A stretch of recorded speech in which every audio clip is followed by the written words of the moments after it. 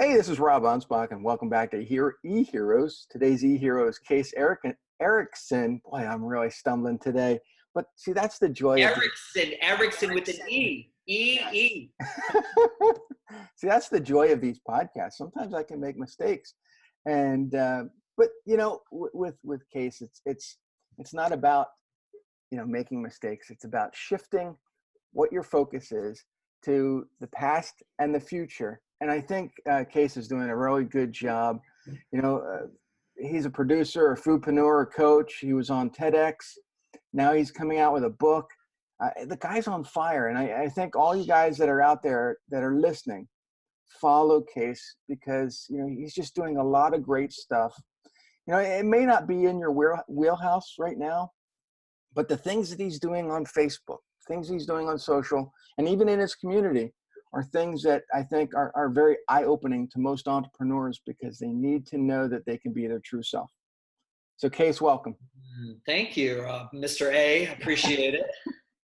So how did you get started in all this? I mean, because I think you own some restaurants. Mm-hmm.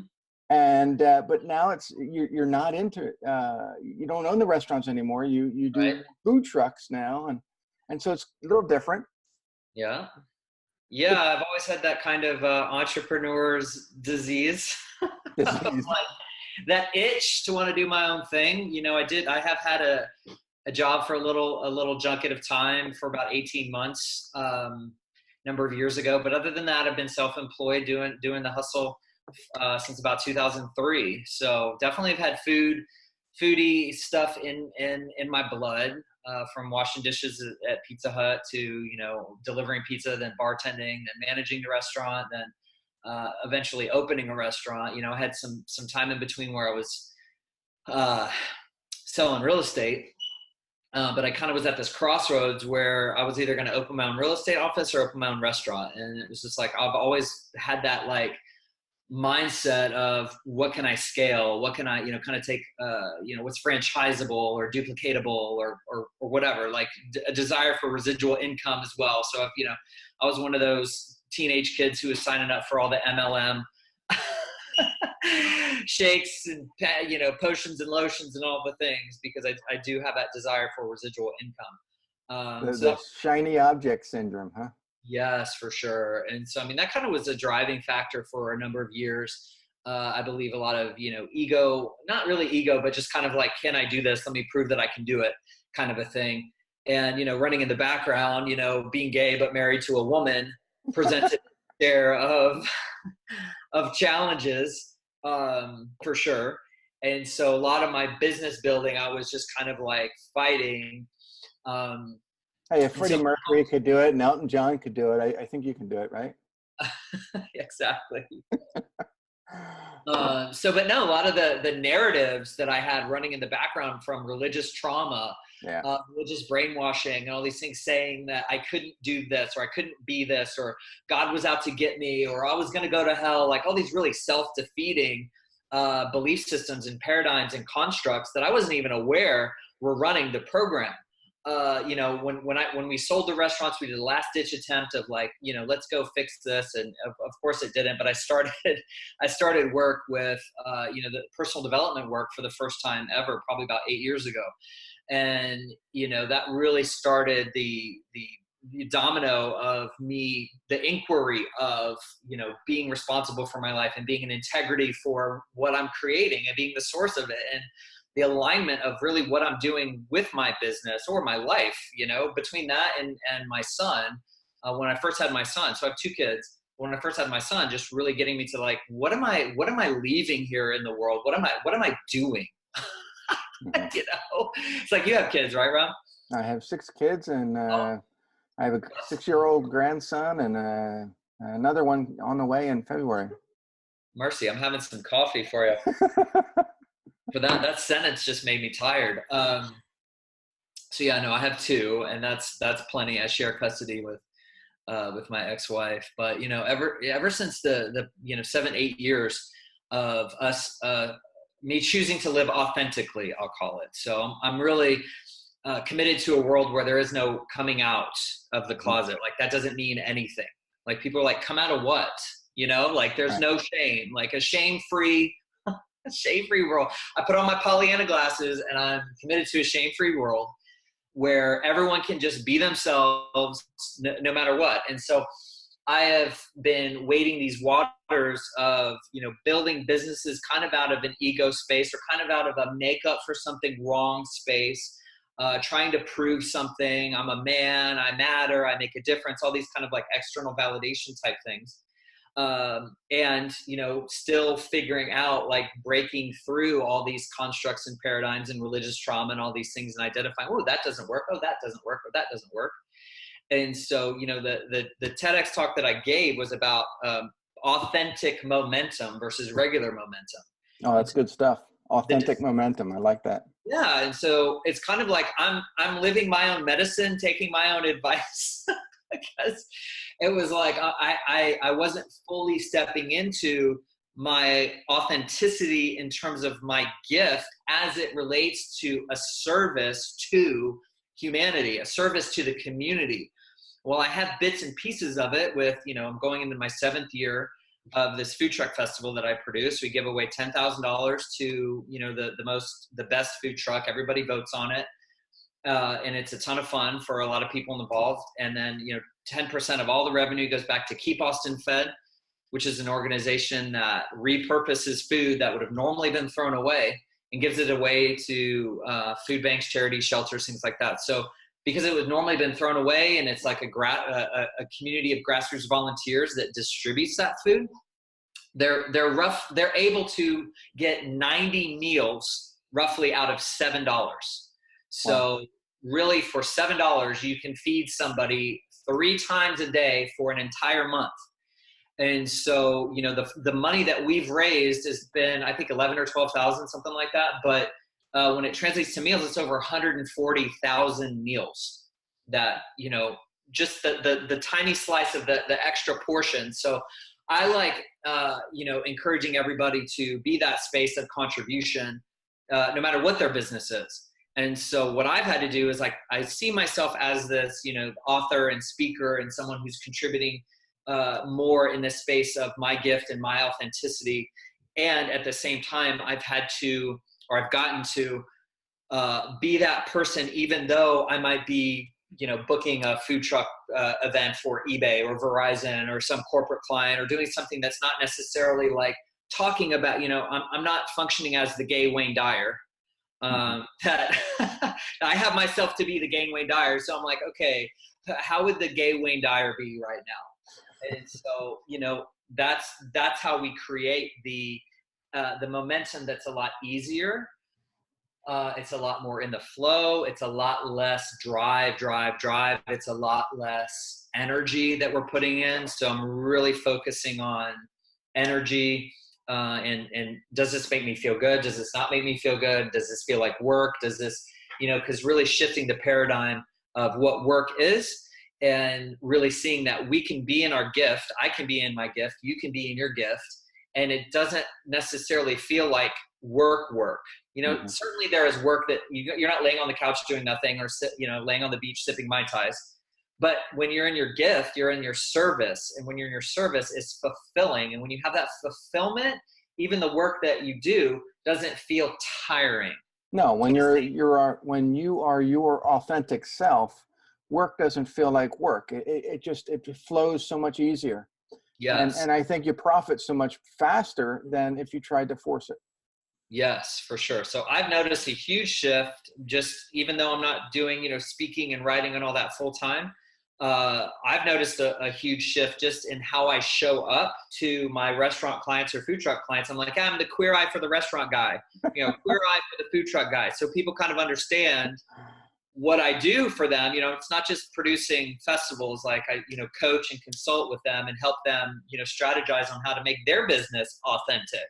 And like, are they an authentic reflection of their business? And by the way, this is how you need to have your site design. This is how you need to have your interior design. All these kind of things where it's like, queer eye for the restaurant guy kind of like captures what I do for my consulting and coaching clients. So being able to show up as that has given me so much more freedom in my day-to-day, you know, whether I'm texting or emailing, I mean, I just have a ton of fun. I repel the people. Now I'm in Texas. I'm in Austin, Texas. So this is like a little kind of miniature liberal progressive oasis amongst a really, really blue. Is it blue? I don't know. I don't even know what the color is. Red, whatever there's a lot of conservatives in the state, right? And so a lot of people who like came from, you know, the good old Southern Baptist paradigm constructs that are like, ooh, he's living in sin, you know, like, ooh, we can't, like, he's too out there, he's not a man of God, whatever their judgments are,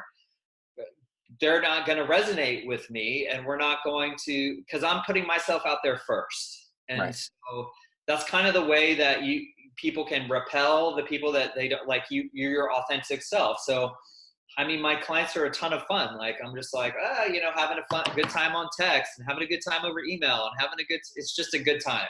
Yeah. You know, it's, I was raised in a religious belief that, you know, we're not supposed to judge people. And yet, you know, the first people who go out and judge are the people that are thumping the Bibles all day long. I'm like, dude, you can't have it both ways. You either don't judge or you judge. Stop it. Yeah. But, you know, it's, I don't know. I think that, you know, people are just fearful of what they don't know. Yes. And, you know, it's the projecting of their own personal judgment onto me.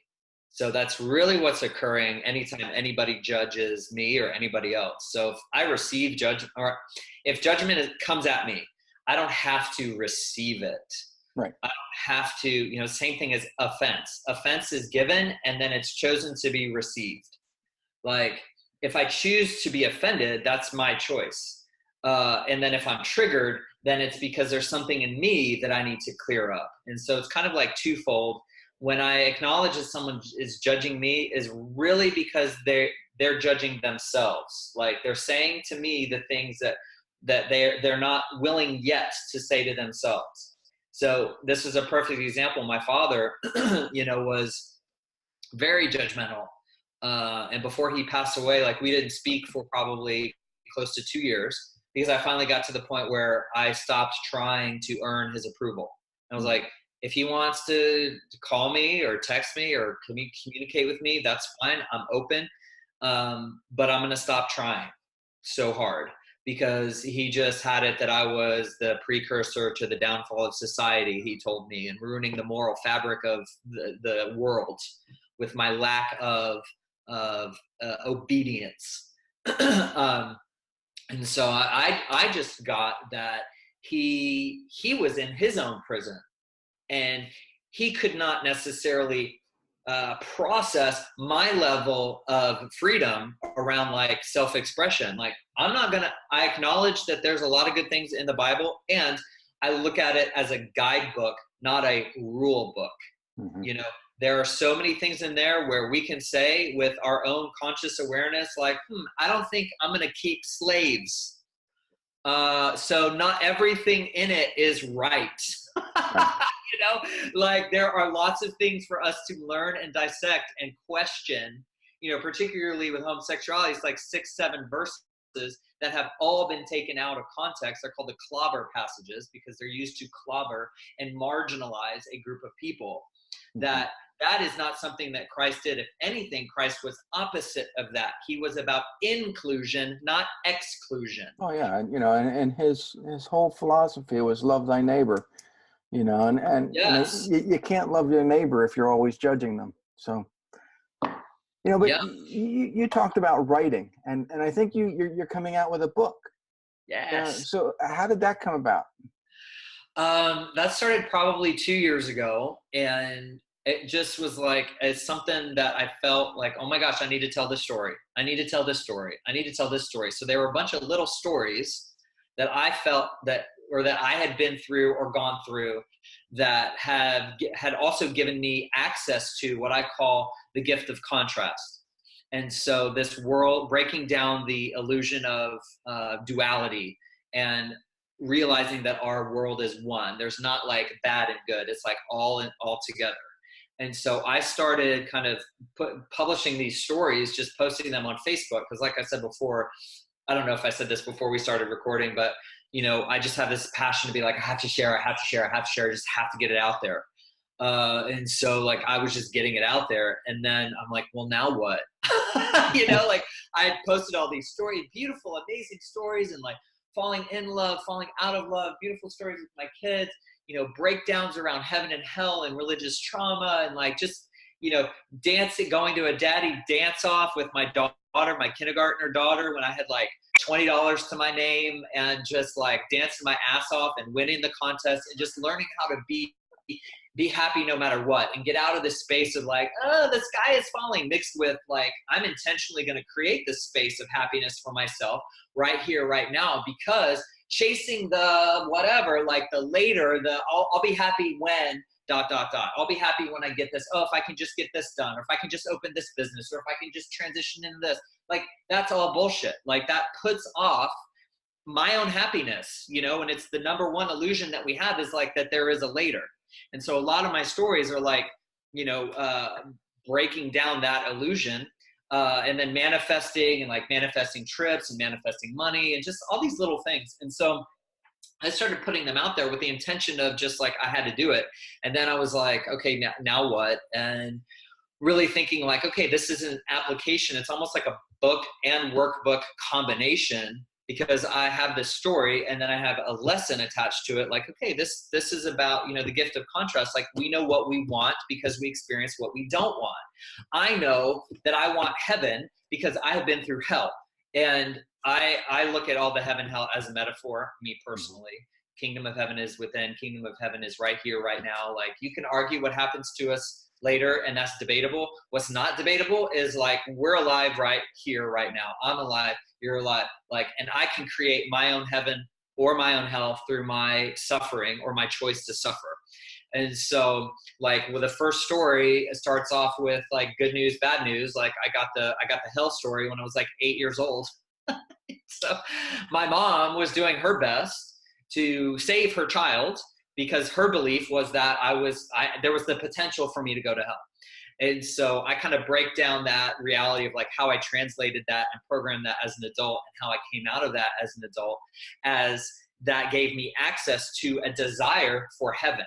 And so I can look at the entirety of my experience with gratitude and appreciation, and drop the resistance to the past, accept all of it, accept everything that got me to the point that it got me to. And, that is the gift, right? That is the gift of contrast. That is the gift of love, and dropping the judgments, and there's no conditions to loving the present moment. And so each chapter is a story, and it explains some component of that yin and yang, whether that's heaven and hell, or resentment versus forgiveness, or life versus death. I had a great conversation with my son when he was 8 years old, and he broke down all this philosophy of like the world and like how it works, and I was just like bowing to him like he was Gandhi. But this whole concept of like life and death, like what are we even doing here? That illustrates the component of that we are all one, and the world of dualities is an illusion. And so you get an application for that, and then you get like a something to work through in terms of, if it's like a chapter around bitterness, resentment versus forgiveness, you write down your resentments and you burn it, and there's like a burning exercise. So each chapter also has, it's like meditation, or it could be a walking exercise, or any number. There's a dancing one, like you dance, and because it's about self-expression as well. So I just really kind of got to the point where I was having to take my own medicine with getting it done, and coming into my own authenticity, acknowledging where I was out of alignment with who I am and what I'm committed to in the world is more than. And there's nothing wrong with my food truck stuff and the event production and the consulting and any of that. But what I'm committed to is more than that, is carrying on conversations like this. And we talked about this before we started recording, and we mentioned legacy, and that book is going to help propel that legacy out there and give you more of an authority in not only what you're doing now, but what you're going to do in the future. Well, we'll see. I hope so. It's kind of like, I'm sure if you can remember when you publish your first work. Well, I'm curious actually, how were you when you published your first Well, work? when I first wrote the first book, I shopped it around, and people were like, "Well, we don't know about this whole social media thing," because my book was called Share: 27 Ways to Boost Your Social Media Experience, Build Trust and Attract Followers. And I shopped it around, and people were like, "Yeah, this social media thing's a fad. It's not going to last." Blah blah. And I'm like, "What the hell?" So I started my own production company and pushed it out there. And right away we sold like 2,000 copies, Wow. and people are like, "Wow, Rob, this is the easiest social media book ever." It was like 150 pages. You could read it in an hour. It had some pictures, and you know, people were like, "Wow, this is awesome." And then I partnered with another guy, and we wrote a book on search engine optimization, and that became. I ran it through my own publishing company because I didn't, again, I didn't want to put it out there with other publishers and telling them or telling me how they thought the book should be. Yep. Well, the book went #1 bestseller in 4 countries on Amazon, and I thought, wow, this is good stuff. It's Yeah. I don't know what the publisher is going to do because I'm already doing it. So, but then other people started, "Hey, Rob, can you help us with our book? Can you write our book? Can you do this?" And 23 books later in 6 years, we're knocking them out of the. Not every single book we help a customer with, or even ourselves, is going to be a home run. Yeah, But what it does is it elevates us to the next authority. It gives us something that we can leave behind to the next generation.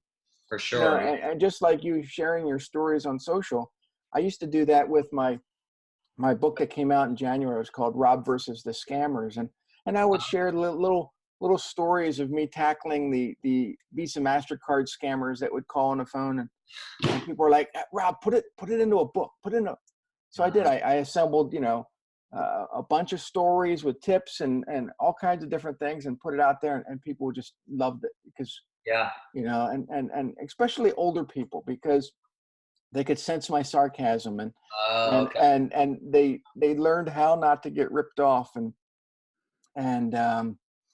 so I always test the waters on social. If Mm, people say, that's good stuff, then we start okay. assembling. And just like, what we're doing here on these interviews, these eHero interviews, I'm actually putting together a lot of the transcripts, taking the good and the bad, and reassembling them. And in 2020, the EHeroes book will come out. Sweet. So, there's going to probably be about 50 interviews that'll be in the book. Uh-huh. And people can read it at their leisure. I mean, yeah, you can get the podcasts, and you can find them anywhere, but these will have the highlights, and Yeah.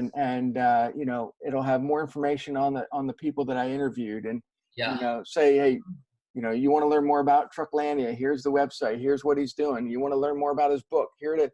And so that'll come out in 2020. And then we're working on another book that my wife's grandmother wrote in the 80s, that she had shopped around, and she couldn't get it published, and she died last year. Oh, She was 101. So we're taking her book, and we're rewriting it and putting it out there. wow. So Yeah. there's a lot of things that we're doing. And just like you, I like to explore different things. We do publishing, we do websites, we do social, we do writing, but there's so many things that as an entrepreneur, I tell people that we all have kind of ADD, because we're like that blind squirrel always looking for that nut, that next thing that we want to do. And Uh-huh. Yeah. but with you, I think you're on the right track. You're just doing a lot of great stuff, and I think that's why people that are listening should follow Case. They should go to you have a website that you want to Oh, share? yeah. It's just caseerickson.com. So I'm in the middle of redoing it, so the branding is in alignment with Coming Out by Going In, Tales of an Authenticity Junkie. So that's me. It doesn't quite say that you get the applications in the lessons, so but it's only the tales. Kind of, you get drawn in by the story, and then it's like, oh, let's apply it. Mm-hmm. But one thing that was coming up for me in your share, and that I would want other people to know, that because I always have 1,000 things to do. So I'm a single dad, like 50% of my time, it's just me and the kids. And, the other percent of the time I'm producing events, or I'm in the hustle, right? Like, and I've just been in the hustle for a long time. And so I have always rationalized myself with like, oh, I need to go do this. I need to make this money. I need to get this client. I need to lock down this sponsor. So I spent a lot of time getting sponsors for my events, funding my events. The main one that I do costs about, $35,000. So fundraising for that, promoting, whether or not I'm working specifically with Keep Austin Fed or doing videos for food trucks, like there's never any shortage of things for me to accomplish. And so what I got was like, Jesus, like I'm never going to get this. Like I posted it out to Facebook, but that's only like a fraction. If I'm just like, I got to at least try to get it out there to more people, because I feel like it's a valuable conversation that needs to be had. Right. So, but what it took for me was almost defying my mind, because my mind was like, you need to do this. You need to do this. You need to do this. This is a priority. Where are you going to make money today? And where are you going to do this today? And I'm just like, you know what? Like energetically, like I gotta get it done. And that just like, let me get it done. And I set a deadline with my editor friend, and she was like, do you think you can do this? And it felt really, really uncomfortable for me to commit to that. And it took, I was literally kind of like ignoring some of my work. But what was interesting to it, because I also have a commitment to, not to honor my health. And so, for anybody, you know this probably because you follow me on social, but, not drinking and, losing 40 pounds and really honoring, meditating and yoga and doing all these intentional things where I'm taking care of myself is also important. So really the only thing, if I'm not going to sacrifice my health and I'm not going to sacrifice my time with my kids, and I'm going to write a book, really the only thing that's left for me to cut time away from is my business. And so I had to do that. And because I did that, the thing that I noticed that was really interesting was like, I'm getting like massive amounts of exposure on my business for like the first time in 7 years. Like I didn't really pay to promote it, and it's getting shared and shared. Last time I checked, it reached over 350,000 people. We're already like 50% sold out, which has never happened. We're like basically 2 months away from the event still. So if you know anything about Austin, people in Austin don't usually commit to anything until the last minute. Really events in general. So that's why you see like price increase and buy now and all these things, because people just don't like to buy right away. And so you have to kind of manufacture scarcity in that regard. So, I have a track record of 6 years of kind of doing that, like pushing out a thing or pushing out a promo and so what I had to do is just like kind of do my thing, put it out there, do the event, and just kind of like let it be for like 3 or 4 days while I really got done what I needed to get done. And people were like buying tickets. I was getting like emails of like ding, ding, ding, ding, ding, ding. Like, I'm just like, what? Okay. So like the bigger lesson, and that like, that's why I'm like, this is the conversation that I'm having, is like, I stopped making excuses for finishing what I knew was there for me to finish. And I was also convinced was more in alignment with my bigger gift of service to humanity, was these conversations and this book. So it's kind of like when we make that shift into, doing what we know we're called to do, the heart is just like, please do it. And the brain is like, what the fuck? Don't do this, you idiot. And I just had to like make the idiot shut up. I was just like, thank you for sharing. And I'm going to go do this. I'm going to trust. And I'm going to, like all the lessons in my book, I'm going to take my own damn medicine, taking that leap, pushing to the next level, and being that person who's over there, saying, like getting it done. I'm like, I can't relate to myself as the gay Wayne Dyer if I'm not going to publish my first book. So the bare minimum I need to do is this first thing. And then whatever comes of it, comes of it. But yeah, that was the interesting thing that I noticed, like shifting out of the brain and shifting out of the monkey fear, and then simultaneously getting deals and making money, even though I wasn't like pushing. When my first reaction was like, I got to go make deals. I got to go make money. And I was like, no, what I got to do is finish what I know I got to finish, period. Yeah, you saw the long term and you decided, you know what, the short term goal right now is not the business. You know, it is this book. But a lot of entrepreneurs wouldn't do that. They would look at the short term goal and they say, well, it's all about the money, and I'm going to focus on that and not focus on the book, because that's so much into the future. And that's why a lot of these entrepreneurs aren't writing books. They just don't have the time.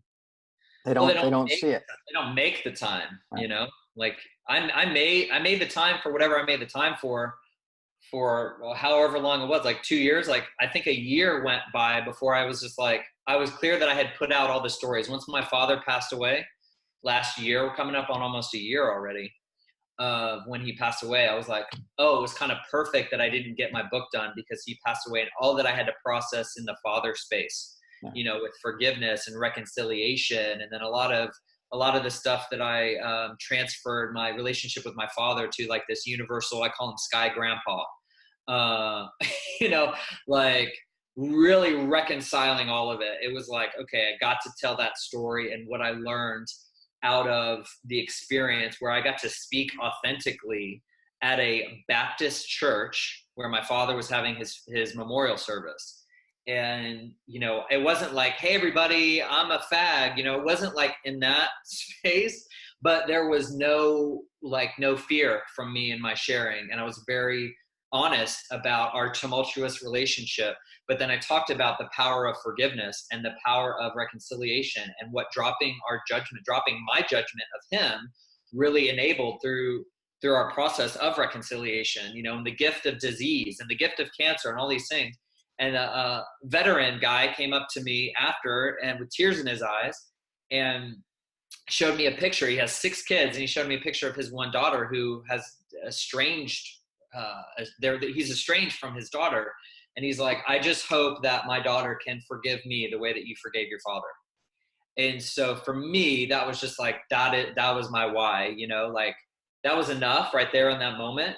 And it was like, okay, this is the story. You know, I started off with the mom in heaven and hell, and I end with, you know, dad dying, you know, and it was just like clear.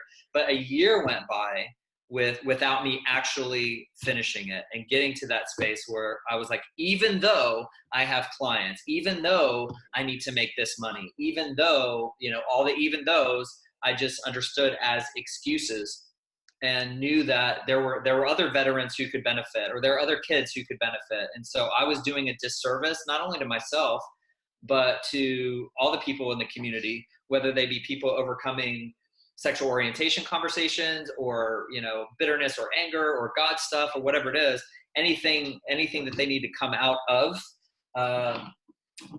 that's what it's there. That's who it's there for. So, you know, one of the analogies I like to use a lot is that when you go on an airplane, you know, the first thing that the stewardess they tell you is that in the event of emergency, the oxygen mask will fall down. You're supposed to put them on yourself first before you help someone else.